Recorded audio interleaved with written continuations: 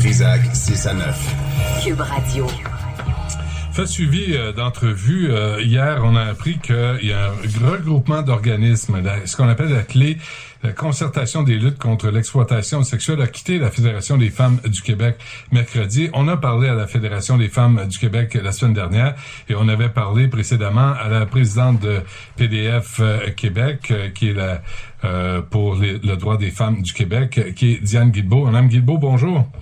Oui, bonjour. Bonjour. Vous étiez à la FFQ aussi. Vous avez quitté, là, juste pour rappeler les faits? En 2013. Ouais. Oui. Comprenez-vous pourquoi la CLÉ, la Concertation des luttes contre l'exploitation sexuelle, ce regroupement d'organismes, on parle d'une cinquantaine, a décidé de quitter la FFQ? Oui, je comprends très bien. La CLÉ, sa mission principale, c'est d'aider les femmes à sortir de la prostitution parce qu'elles considèrent que c'est de l'exploitation sexuelle. Alors évidemment, tant et aussi longtemps que la FFQ respectait encore le fait qu'on prenait pas de position, qu'elle ne prenait pas de position sur la question de la prostitution, la CLÉ pouvait y rester, mais une fois que la décision a été prise à la FFQ de considérer la prostitution comme un travail et parler de consentement des travailleuses, des femmes dans la prostitution.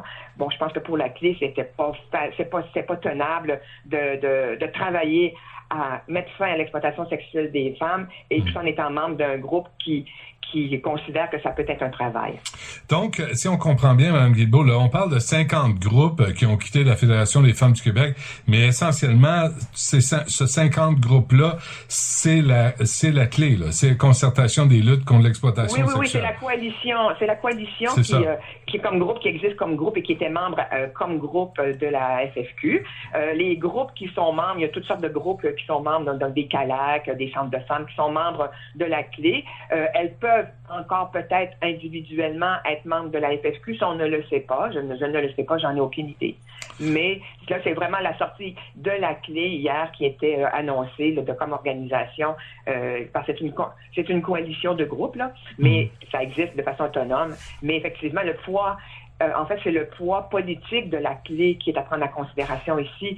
C'est quand même l'organisme de référence en matière de lutte à la prostitution des jeunes femmes comme des plus âgées. Et qu'est-ce que ça envoie comme message à la Fédération des femmes du Québec, selon vous?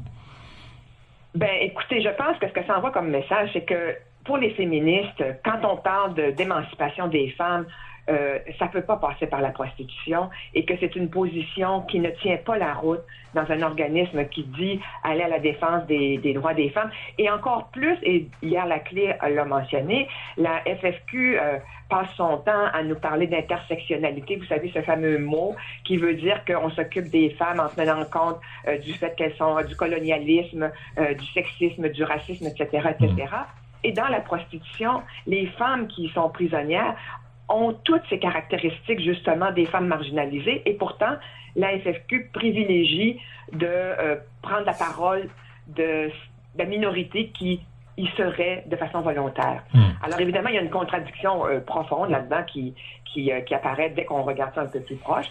Et je pense que ce message de la CLÉ est très fort. Et je pense que ça remue beaucoup de choses dans les groupes de femmes parce que comme ça a été exposé hier, la CLÉ a été longtemps, Diane Matt, la coordonnatrice, longtemps membre de la FFQ. La FFQ, ça a quand même représenté quelque chose de majeur au Québec antérieurement et c'est toujours un deuil de voir une organisation se déliter en quelque sorte. Comment, en conclusion, Mme Guilbeault, là, je sais que je dois vous laisser aller, mais quel message voulez-vous qu'il soit entendu à propos de la prostitution, là, de la part des groupes féministes, en tout cas du vôtre?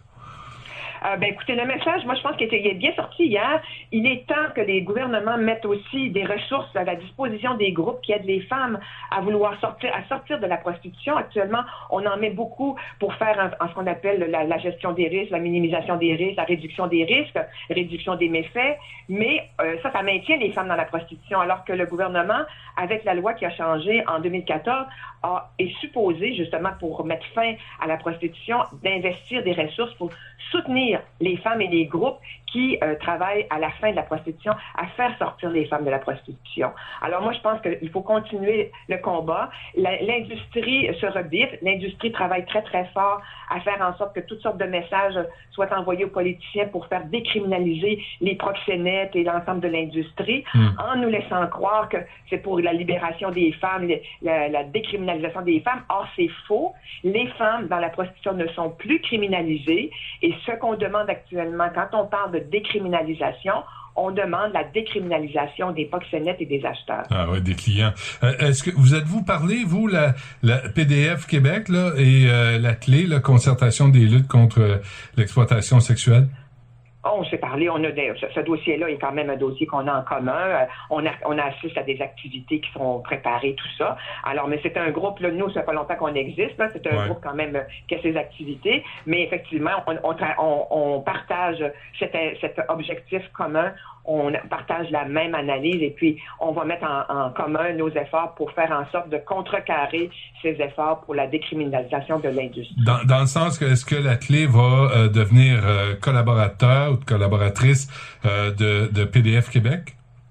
Bon, écoutez, on verra. Je pense que nous, on n'est pas en maraudage, en période de maraudage. On verra. J'imagine qu'il va y avoir des occasions où on va pouvoir collaborer ensemble. Là, pour le moment, on n'a pas fait de démarche. Je pense que ça vient juste d'être annoncé. Alors, je pense qu'on va laisser les choses cheminer et continuer notre travail pour se faire entendre un peu partout, dans différentes tribunes, pour sensibiliser les groupes de femmes à bien regarder leur travail et leur mission pour faire en sorte qu'elles aient toujours en tête que l'exploitation sexuelle, on doit lutter contre ça quand on est féministe, quand on est humaniste, et que de faire semblant que la prostitution est un travail, c'est pas ça qui va aider les femmes à s'émanciper. Très bien. 7h59 secondes, 59 minutes et 30 secondes exactement. On vous laisse aller. Diane Guilbeault, merci de nous avoir parlé. Ça m'a fait plaisir. Au revoir. Au revoir. Du Trisac, c'est ça. Audacieux.